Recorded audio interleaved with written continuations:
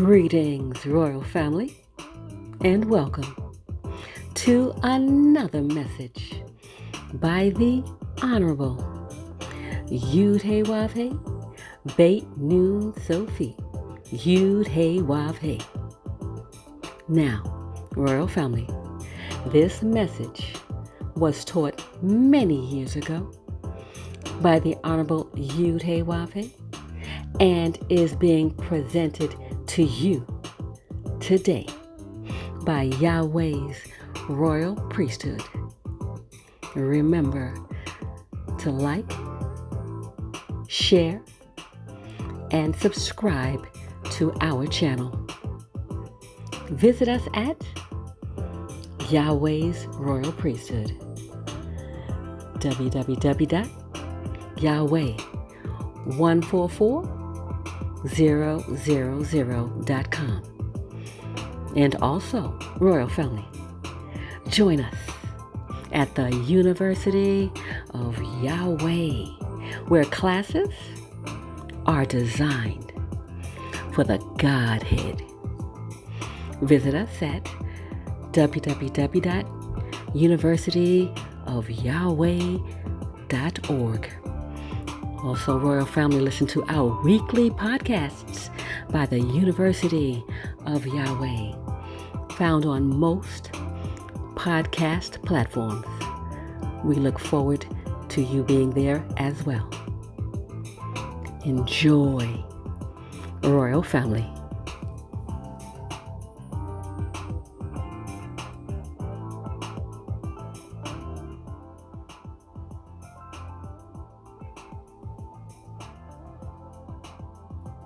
Judah is the fourth tribe, and that's you. You're chosen to be the ruler. Chosen to be the ruler. 1 Chronicles 28:4. You can't rule in this great city living like you live in America, or bringing the education of America into this great city, Holy Jerusalem. There's no room for your education. Why do we know? Because you didn't learn perfection. You didn't learn how to be perfect, so then all you have learned is of no value at all. So don't come to me with it. I don't want any of your ideas about anything. How about that? I don't want you telling me you helped me be successful. I'm successful already without your help. So I don't need your help now. You weren't around to help me when I came by myself. So no ideas you have of this world is going to work for you in heaven. You have to just let this old mind you have die. And just go on and die and get ready to be born again, because that's the only way you're going to enter. You have to die. Wait a minute now. You mean I got to go get buried? Now see, you don't understand. You sound like that man was talking to somebody 1900 years ago saying, well, is there any way you mean I got to go back into my mama's womb? No, fool, how long have you been around me all these years? No understand yet? Okay, I gave you something to read. 1 Chronicles 28:4. Read about Judah. Howbeit, the Lord God Yahweh of Israel chose me before all the house of my father to be king over Israel forever. For he hath chosen Judah to be the ruler, and the house of Judah, the house of my father. And among the sons of my father, he liked me to make me king over all Israel. Judah. Let's go to Jeremiah 13:19. And we'll find out a little bit more about Judah for a second. Jeremiah chapter 13, verse 19. Now Judah's chosen to be ruler how long? Forever. Let's see what happened to Judah. Jeremiah chapter 13, verse 19. Read. The cities of the south shall be shut up, and none shall open them. Judah shall be carried away captive, all of it. It shall be wholly carried away captive. Judah is chosen to rule forever. But Judah cannot rule in captivity. When you are made a captive, when you are made a slave, somebody else is ruling over you. And when you work, the money you work for never benefits you. The money benefits the captor. That's why he captured you, is to take advantage of your labor. And he worked you for 310 years without a payday. And today, all the money you make is never enough to live on his lifestyle. Now that's the way it is. All that you make, you think of ways to give it back to the captor, because your mind is captured. So here's Judah, chosen to be the ruler forever, reduced to captivity.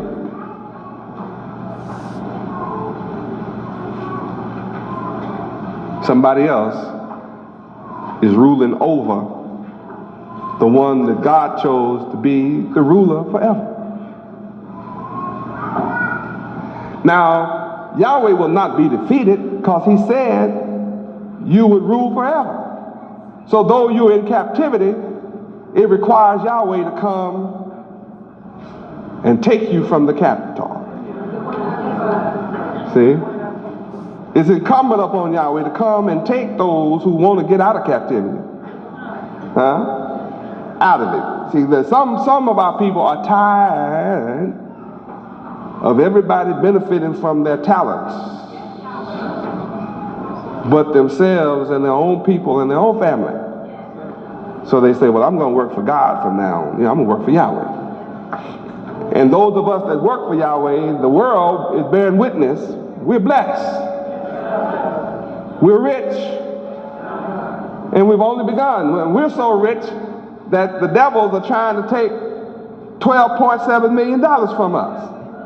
I mean, that's quite an honor. I mean, can you imagine? I am now so rich that devils are trying to take $12.7 million from me.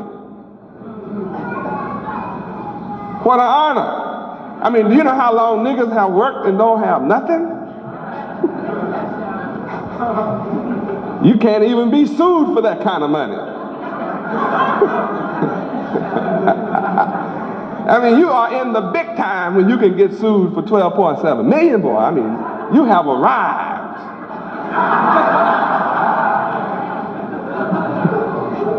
Right? I mean, just to make the papers that somebody's trying to take 12.7 million from you, you are big time.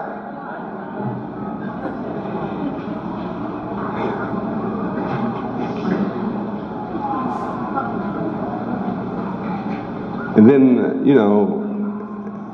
if I decide not to let them have it, that's even bigger time. You do know that Yahweh doesn't have to let them have a dime, don't you? You do understand that, don't you? Okay, all right. And see, we are still chosen to be the ruler. Nothing they can do can reduce us to captivity. Huh? If they could take this building, all we're going to do is get a bigger and a better one. I'm talking about instantaneous. Right away. I'll let them try to fix the roof on this one. I get one with the new roof. What I'm saying is, you can't stop Yahweh. And I'm here to take Judah, who's been brought into captivity.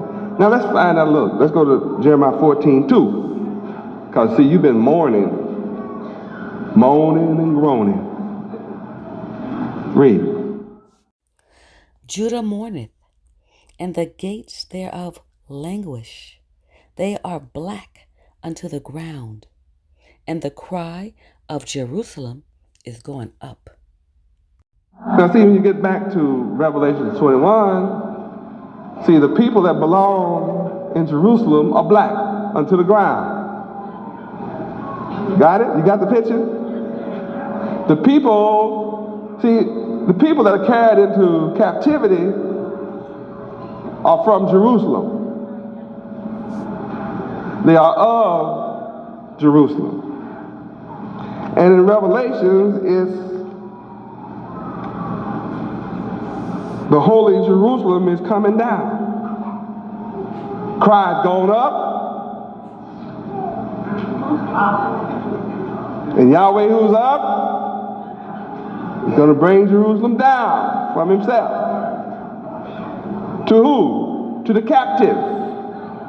The one that's been a slave in America for 434 years. You are Judah. You are that one. Now, there's 50 million blacks in America, and I'm not worried about 50 million accepting me. Let's go to Revelation 7, and I'll show you what I'm looking for. And I'll show you, you can't stop me from getting it too. Now, whoever wants to be leader over 50 million will find out in the end I'll be ruling over them too. While they're running after the big prize. They don't know what the big prize is. I do. Revelation 7, verse 3, read. Saying, hurt not the earth, neither the sea, nor the trees, till we have sealed the servants of our God Yahweh in their foreheads. Now here are the servants of Yahweh needing a seal in their forehead.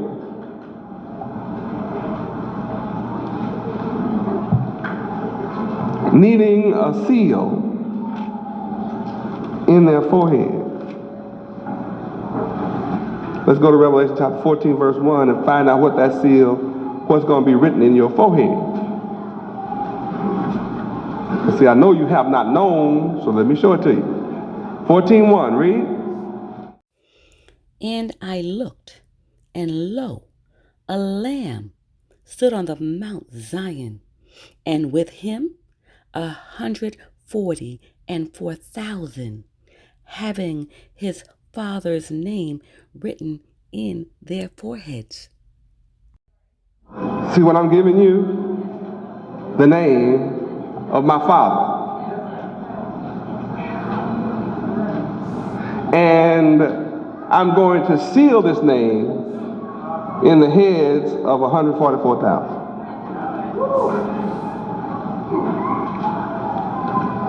Seal means you can't get out. Seal means this name, you can't take it out. You can't burn it out, you can't bomb it out, you can't shoot it out, you can't cut it out. I mean, it's sealed inside the forehead. Now see, there are people that come here that are really Satan. They know my name too. But my name is not sealed in their forehead. That's what allows them to go back. Get the picture? See, the only thing that can let you leave me is my name is not sealed in your head. You can call my name, but see, I can teach a bird to call my name. Yeah, he ain't going nowhere. He might get fried and cooked. If you get hungry, there'll be a fried bird, and his name, the name is gone from the bird, right? So knowing my name doesn't mean it's sealed. Satan knows my name too. If you're unholy, my name will not be sealed in your forehead. Notice the description was servants of Yahweh. Now that takes me to Revelation 21:7. See, you have a problem. You live in America and you got a problem. Satan is tempting you on every hand. This world is calling on you on every hand. Read verse 7. He that overcometh shall inherit all things, and I will be his God, Yahweh, and he shall be my son.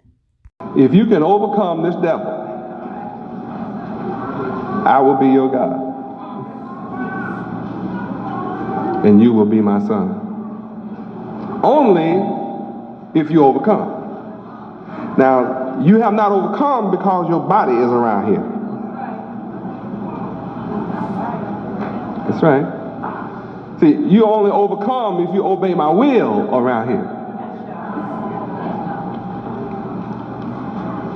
And if you don't make enough money to carry your weight, that's not my will. And you can't put it off in the future. You have to do it when I tell you. And you don't have to. But if you want to visit this great city, huh? If you want to live in holy Jerusalem, you'll obey my will. Well, what is your will, Yahweh ben Yahweh? The same as my Father's will. I don't have a will. I'm just here in the flesh telling you what my Father's will is. And I just told you in Matthew 5:48, be perfect.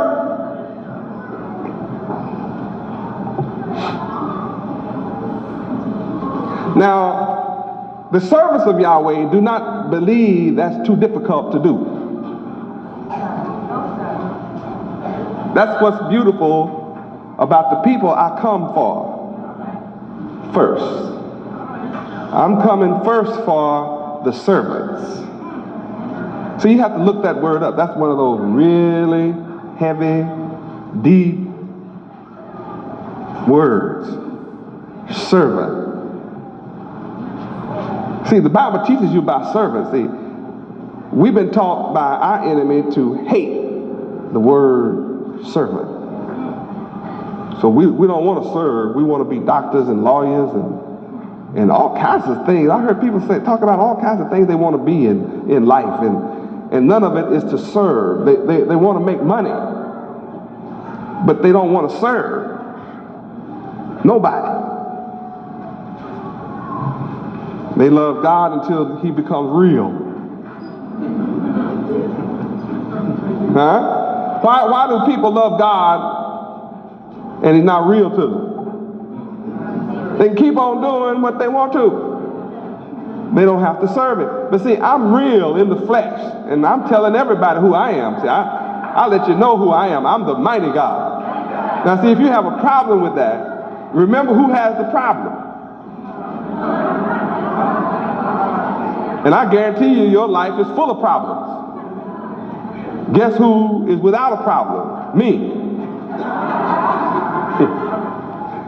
Guess who else doesn't have a problem? Those who believe in me. Those who believe in my name. Those who believe on my name. And those who receive me don't have a problem.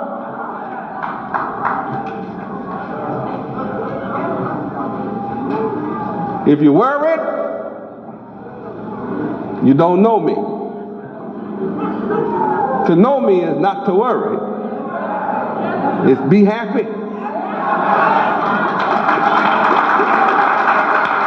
To live in this great city, holy Jerusalem, you have to be generous.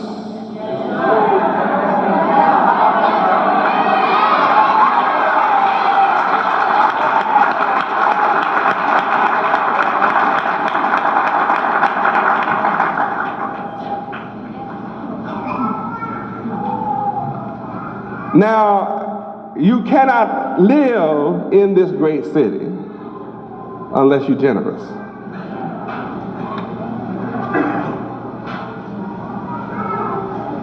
You cannot live in holy Jerusalem unless you're generous.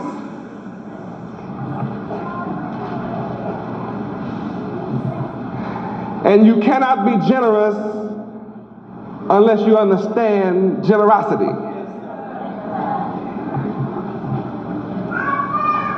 And you cannot understand generosity without 2 Timothy 2:15. Well, let's see if somebody doesn't know what that is. So I know most of you know, but let's turn to 2 Timothy 2:15 and show you the only way you can learn how to be generous.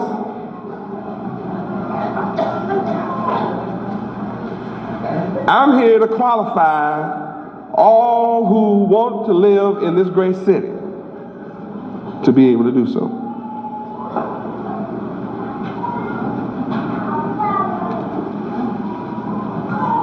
All who want to live in holy Jerusalem. See, this was fine long as you could read it in a book, go to church, and everybody holler and scream and shout and go and give your offering and go home.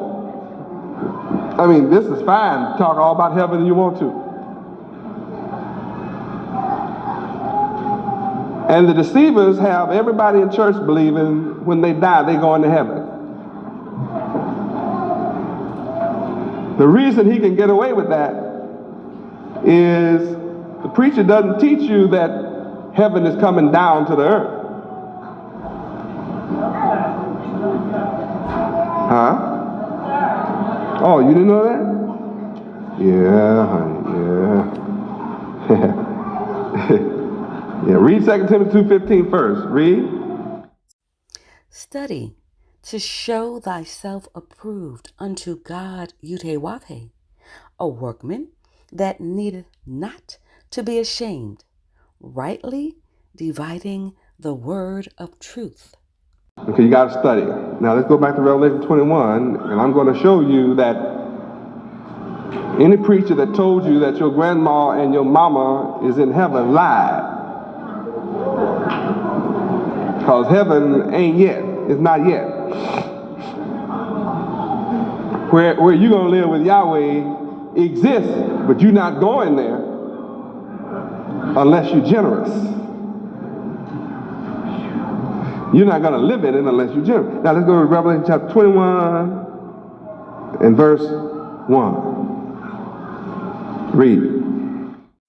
And I saw a new heaven and a new earth, for the first heaven and the first earth were passed away, and there was no more sea. Now, what's beautiful about this is the replacement value. All that you think is heaven is going to pass away. Now you know what you think heaven is. Big bank account, big house, the car of your dream, your own private bar with every kind of liquor that your friends drink. So when they come in, you can show off. Huh? I mean, what would you like to drink, bruh? What's your flavor? Big time, you know what I mean? Bunch of bedrooms. I mean, you probably been fantasizing about that $100 million that was up there in Pennsylvania. You probably couldn't sleep for nights. Trying to just, boy, if I had those numbers, boy, what I could do for Yahweh.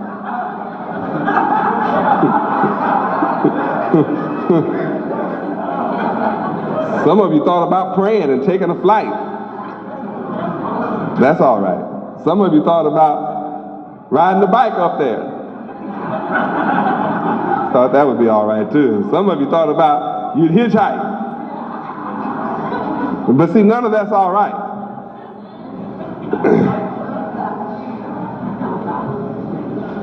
You know, heaven, yacht, private jet. You know what I mean? Servants, don't have to work no more. Just big time money. I mean, money will solve every problem you have on this earth. Yeah, you think like that in this world.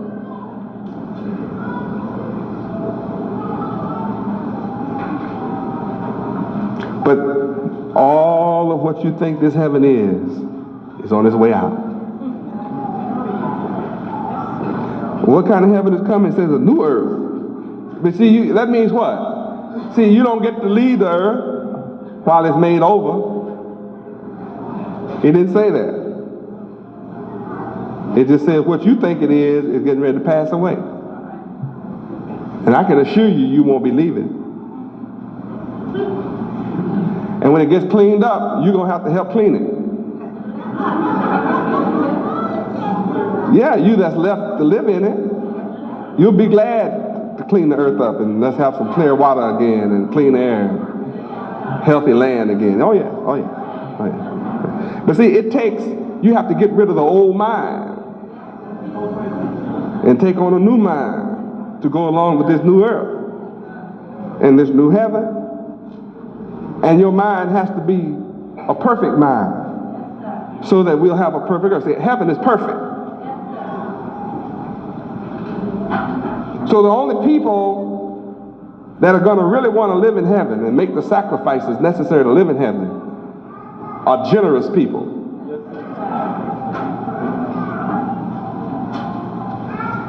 Now this word generosity comes from the word I shared with you last week. What? Charity. Generosity is a synonym of charity. You have to be charitable. Huh? What verse? Colossians 3:14. It's all in the book. That's it. Can't get around it. Read. And above all things, put on charity, which is the bond of perfectness. I told you. What is a bond? That's what holds you together. And that's why we're coming together in unity. We exhibit the only unity among black folk in America. And our love may not be perfect, but I'm teaching you perfect love. I'm teaching you how to love perfectly. So you haven't known how. And me telling you is not enough. You'll never be perfect in your love with me telling you. I have to show you how. And you've never known how. So my message is alien to this world's knowledge. My message tonight is strange to this world's thinking. And you have to be a special kind of person to be attracted to what I'm teaching tonight. Because after all, this is a very precious revelation. And it's not meant for everybody. This message is meant for the servants of Yahweh. Those who want to be the servants.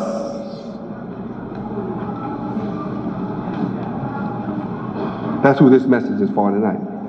Now you who don't want to be the servants of Yahweh, we'll get you on the backside. See, don't worry, I got a place for you. You may not like the place I have for you, but I still got one. See, I have a lot of different places for people. I have a lot of different positions for people. Sometimes sometimes when I try people in the kingdom of Yahweh, I try people out in different positions, and I notice some people say, I'll do anything for Yahweh until I give them certain positions.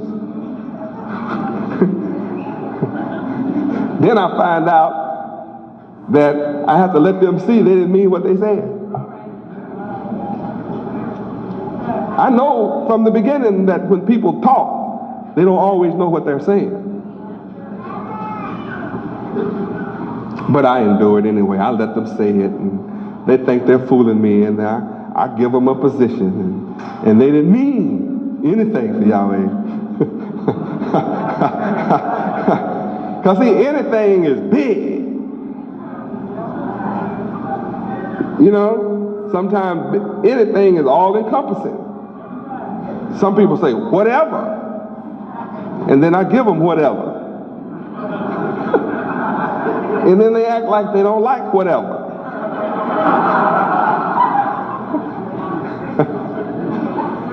Sometimes I give people a job that they say they like. And then they come back to me later and start saying, well, I really didn't know what I was saying. I thought I liked that.